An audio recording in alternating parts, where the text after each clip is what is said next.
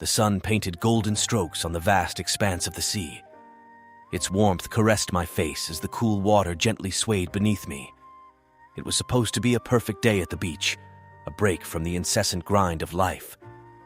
I had chosen to swim out farther, eager to feel the vastness of the ocean and the freedom it promised. At first, everything felt tranquil. The rhythmic rise and fall of the waves was hypnotic, but in mere moments that serenity turned into my worst nightmare. An invisible force grabbed hold of my legs, pulling me deeper and farther from the shore. Panic surged through every fiber of my being. The undercurrent was a lot stronger than I had anticipated. I fought hard, flailing my arms, trying to break free from its grasp. But the ocean was unrelenting.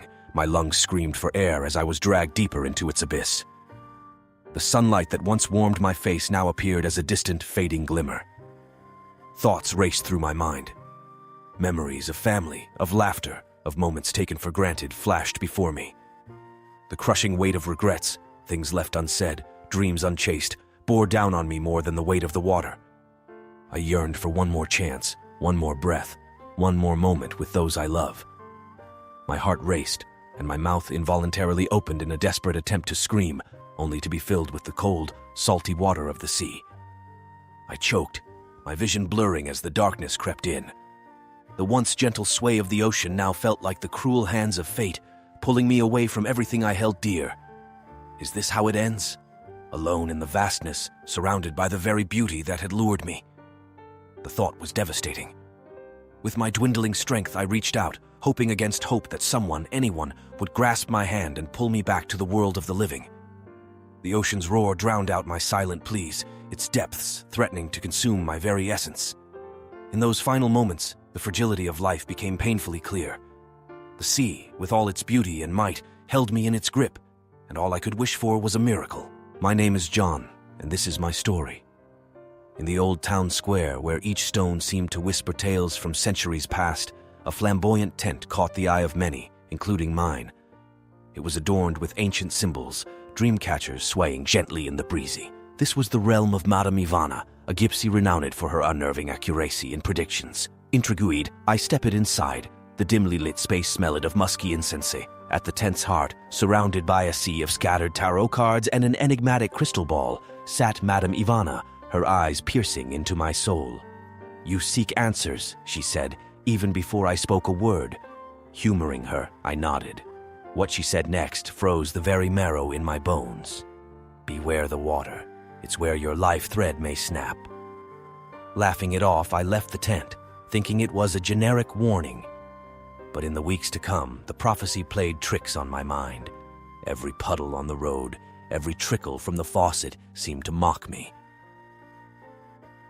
One summer, my friends and I decided to explore the coastline of Greece. I should have heeded Ivana's warning. While diving into the crystalline waters, I was trapped in a rip current. The force was overpowering, pulling me into the abyss. Just when everything seemed to fade, a local diver rescued me. That incident anchored the gypsy's words firmly in my life. From that day, water and I became sworn enemies. I moved to a city far from any large water body. Swimming pools were avoided, rain was detested, and even beverages were consumed with caution. Years slipped away, turning the fervor of youth into the wisdom of age. As decades passed, I founded a business empire, built skyscrapers, and even dabbled in space ventures. My story was of a man who touched the stars but feared water on his home planet. Elena, my lifelong companion, was my pillar. She stood by my quirks, lovingly teasing yet understanding my phobia. Our mansion, away from the city's hustle, was my sanctuary. Elena's one condition in designing it was to have a grand bathroom with a luxurious bathtub. She hoped one day I'd conquer my fears. Our 50th wedding anniversary was a grand event. "Post the celebrations," Elena whispered.